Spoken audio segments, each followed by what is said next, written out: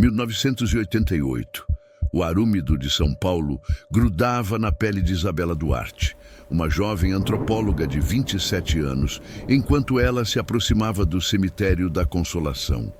A brisa noturna, normalmente amena, trazia consigo um odor fétido e inexplicável, misturando-se ao cheiro de terra molhada e flores murchas. Isabela não estava ali por motivos fúnebres. Seu trabalho de pesquisa de doutorado, focado nas práticas funerárias brasileiras do século XIX, a conduzia às profundezas dos arquivos históricos da cidade e, em particular, a um antigo e misterioso local dentro do cemitério, a Sala 666.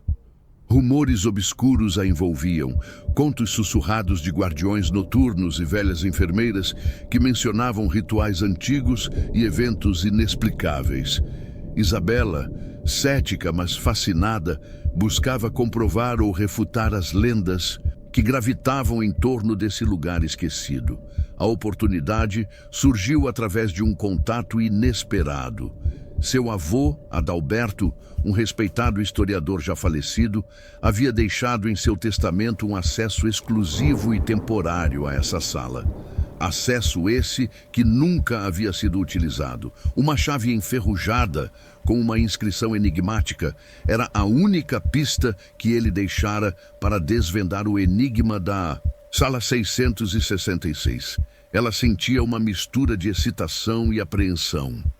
Era um risco, mas sua ambição acadêmica superava o medo. A sala era um relicário da história obscura da cidade, uma câmara de segredos. O cemitério, envolvido por uma névoa espessa que distorcia as formas das árvores centenárias, emanava uma aura de melancolia. As lápides imponentes, cobertas por musgos e líquens, pareciam sussurrar histórias de vidas passadas. O som dos seus próprios passos ecoava sinistramente, amplificado pela quietude da noite. A atmosfera era opressiva, um peso silencioso que se instalava em seu peito. Isabela apertou o casaco contra o corpo, um frio que transcendia o clima da noite.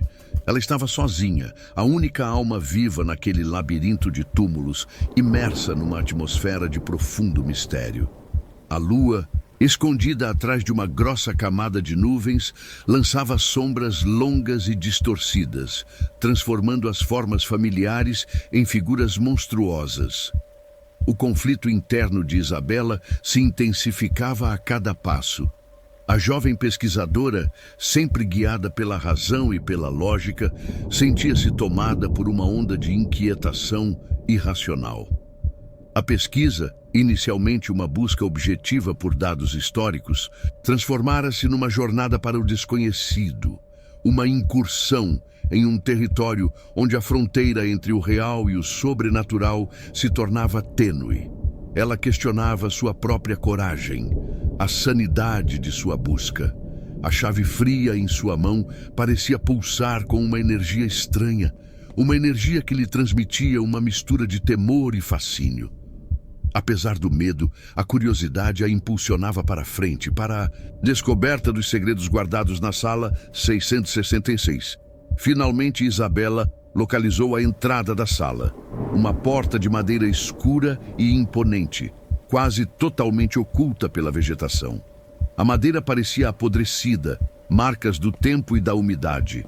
A chave, com sua inscrição indecifrável, encaixou-se perfeitamente na fechadura antiga e enferrujada, com um som metálico que ressoou naquela quietude. Um arrepio percorreu sua espinha. Com um esforço, Isabela abriu a porta. O interior da sala era surpreendentemente vasto e abafado. O ar estava parado, pesado, carregado de um cheiro nauseabundo de mofo e algo mais, algo indefinível, uma mistura de terra úmida e especiarias estranhas. A iluminação era mínima, apenas algumas frestas de luz lunar que se infiltravam pelas janelas empoeiradas, criando um jogo de sombras que se movimentavam sutilmente, como se dançando. O chão de pedra estava coberto por uma espessa camada de poeira, e o silêncio era quase palpável, quebrado apenas pelo eco da própria respiração de Isabela. O espaço era amplo, com paredes de tijolos antigos e um teto alto sustentado por grossas vigas de madeira escura.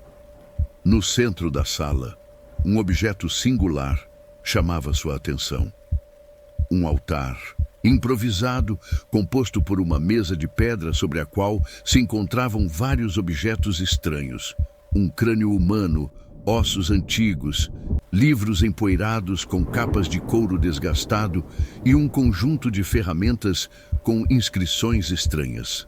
A atmosfera era carregada de uma energia sinistra, a sensação de estar num lugar que havia testemunhado eventos obscuros, quase malignos.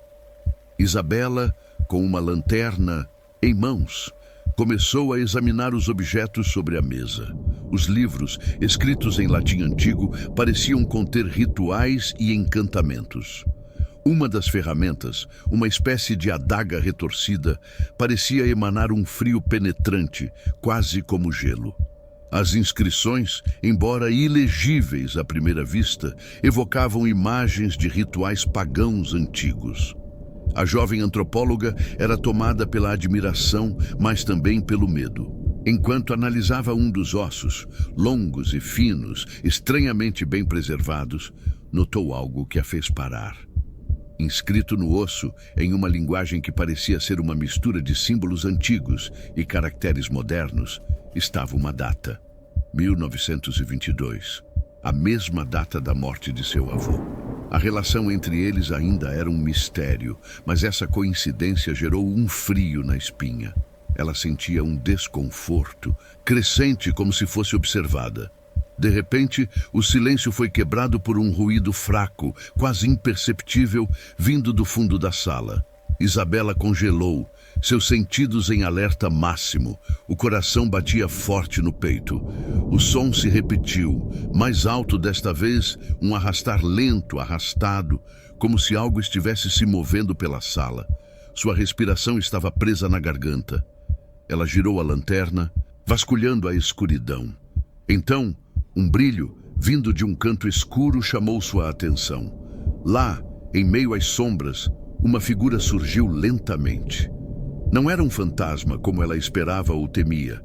Era um homem, velho, magro, com o rosto enrugado e uma longa barba branca, vestindo um roupão gasto. Ele carregava uma pequena caixa de madeira nas mãos e seus olhos escuros e profundos fixaram-se em Isabela. O homem se aproximou e Isabela sentiu um misto de medo e fascínio. Ele era muito parecido com os retratos antigos de seu avô que ela tinha visto, mas ao mesmo tempo havia algo diferente. O homem abriu a caixa. No seu interior repousava não ouro nem joias, mas uma série de fotografias antigas e um diário antigo. Isabela percebeu então a verdade por trás da história toda. A sala não guardava rituais satânicos ou mistérios sobrenaturais. Guardava um segredo de família, um segredo que seu avô havia cuidadosamente preservado. O velho homem, que se identificou como Samuel, o último membro vivo da família Duarte, envolvido nos acontecimentos de 1922, explicou a história. As fotografias e o diário revelaram uma história de amor proibido, de uma mulher que havia sido vítima da crueldade da sociedade daquela época e a sua luta para proteger seu filho. As ferramentas rituais eram instrumentos médicos da época, e o altar era um local de trabalho para seu avô, um médico clandestino que lutava contra a opressão social e moral da época. O crânio e os ossos eram vestígios de estudos anatômicos. A sala 666 não era um lugar de horror, mas um testemunho de resistência contra uma sociedade repressiva. Samuel tinha preservado tudo com extremo zelo, esperando que seu neto, Adalberto, um dia pudesse descobrir tudo. Os segredos revelados deixaram Isabela num estado de profunda emoção. O medo inicial havia sido substituído pela compreensão, pela admiração. Sua pesquisa havia tomado um rumo inesperado, indo muito além da simples coleta de dados históricos. Ela descobrira um segredo de família Uma história de amor, luta e superação em meio às sombras da sociedade brasileira do início do século XX. Ela havia encontrado em uma sala que aterrorizava um testemunho de vida. E no meio daquela sala antiga, fria e silenciosa, ela descobriu algo ainda mais valioso que qualquer artefato ou documento histórico: a própria história de sua família. A Sala 666, longe de ser um lugar de morte, era de fato um local onde a memória e a verdade permaneciam vivas.